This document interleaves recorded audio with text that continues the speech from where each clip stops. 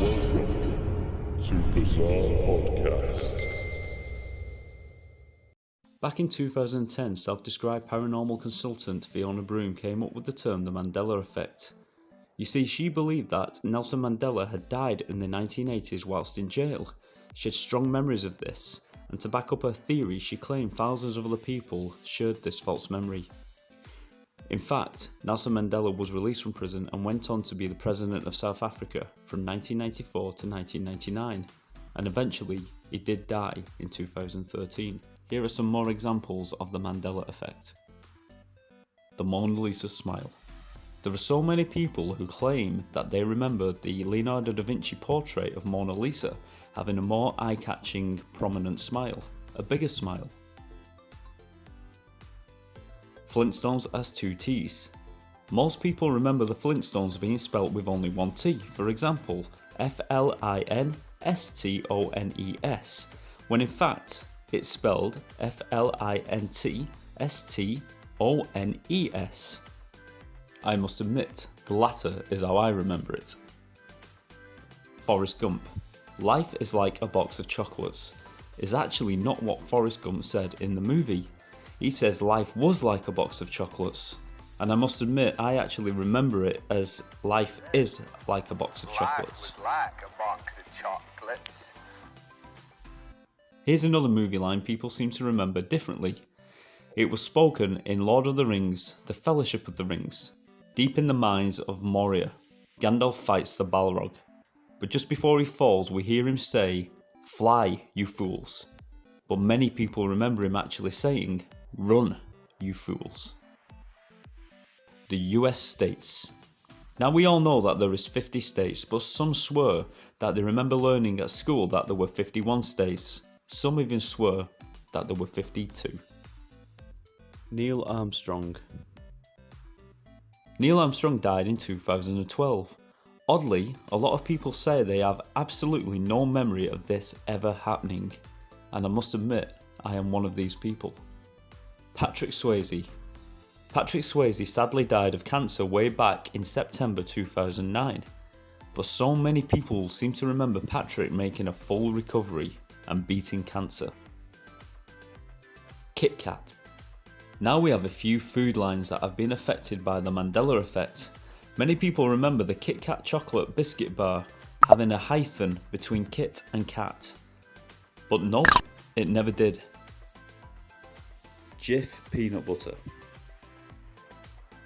The peanut butter Jif is believed to be affected by the Mandela Effect. Many remember it being called Jiffy, not Jif, but some believe there's confusion between the rival peanut butter Skippy, and people may just be combining the words Jif and Skippy together to get Jiffy. Looney Tunes. Apparently, Looney Tunes has been affected by the Mandela Effect. You see, lots of people remember tunes being spelled Toons, tunes, but it never was. It has always been spelled Tunes, tunes. Apparently, the reason for this spelling is because the cartoon ran with musical compositions inspired by Walt Disney cartoons. Why is it that some people don't remember this? And next we have Shazam. And here is a very popular Mandela Effect that has took the internet by storm.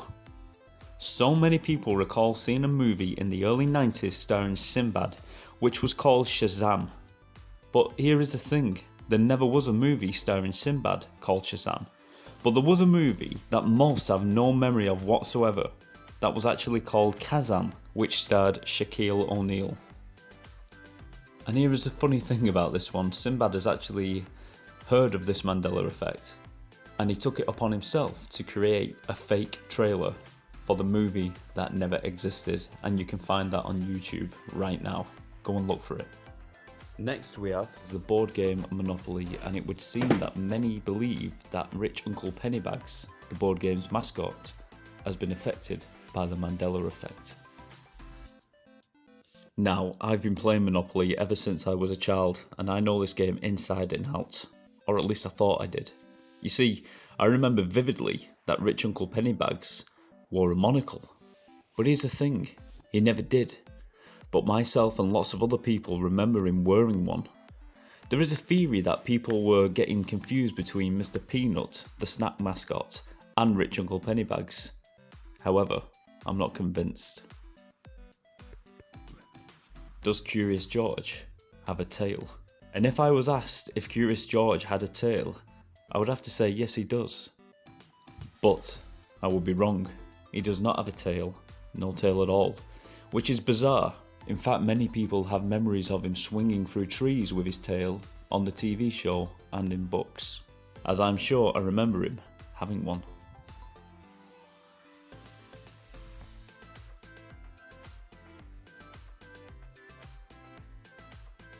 And this is Disney's Snow White and the Seven Dwarfs. Now here's another Mandela effect that got me good. You see, a lot of people, including me again, remember the evil queen standing in front of her magic mirror and speaking the words, "Mirror, mirror on the wall, who is the fairest of them all?" What she did speak was "magic mirror on the wall." And would you believe Disney have actually released Snow White merchandise which had the sentence "mirror, mirror on the wall" written all over it? It's funny, isn't it, how Disney also remember it differently. Pokemon. Pikachu's tail. Now, I'm not a massive Pokemon fan. It was never my cup of tea, so I can't really comment on this Mandela effect. But you see, lots of people remember Pikachu having a black tip at the end of his tail. And I must admit, it does sound right to me, but like I said, I never watched the show, so I can't really comment. But you may be surprised to hear that he does not have a black tip. It's completely yellow. Now here we have probably one of the best known Mandela effects, the Berenstain Bears. Now this Mandela effect is actually referring to the spelling of the Berenstain Bears. Now many remember Berenstain being spelt the following way: B-E-R-E-N-S-T-E-I-N. That's Berenstein. But in reality, our reality, it's actually spelt B-E-R-E-N-S-T-A-I-N. Berenstain. These books were read by children worldwide, and most people are convinced it is actually spelt B-E-R-E-N-S-T-E-I-N. This could be put down to kids constantly misspelling the book's title, and that's where the confusion all started. Now there are plenty more of these, maybe I'll tell you another time. So what is the Mandela effect? Is it just a collection of false memories created by the brain? Or is it actual proof that somewhere, somehow, two universes have collided and created a separate timeline? What do you think? I'll leave it up to you. I don't know.